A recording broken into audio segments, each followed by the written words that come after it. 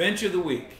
This is the player who you've likely drafted early on in the draft, or maybe you traded high for sometime during the season.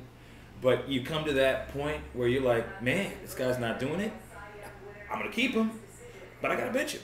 So, matchup's not good. Matchup's not good. Yeah. I mean, or they're in a hole or whatever, and it's just not it's not gonna work for him. So you bench him, you keep him. Scott, who was your bench last week? My bench last week was Roethlisberger against the Bengals, and I said the Bengals only give up 11.5 points to QBs. So he had 245 and 11 points. Good call on my part, if I do say so myself. Yeah. All right, so this week, you've heard his name mentioned a few times this week. Uh-oh. He was my badass last week. What? He was your something this week. Okay. He's my bench this week. Chris Johnson. He's had 2 good weeks in a row against the Bengals and against whoever in the world he played last week.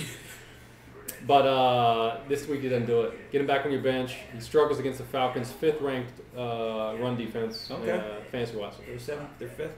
Okay. He struggles. He will.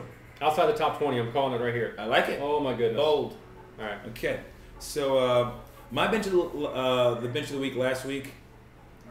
Marshawn Lynch. Ryan with bench. That's about as close as he was to a bench because he was not. He was a veritable badass. He was both the leading rusher and receiver for his team. He ended up with 32 carries for 109 yards and a TD. Another 5 catches for 58 yards. My bad, peoples. Wow. That was almost as bad as his bus call. But anyway. Not quite, though. Maybe. Not quite as bad. My bus call was terrible. Your Tom Brady?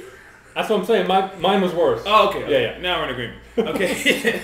So, this week, bench of the week, may not be that surprising to many of you. He's been struggling this year. Yeah. I think his struggles will continue.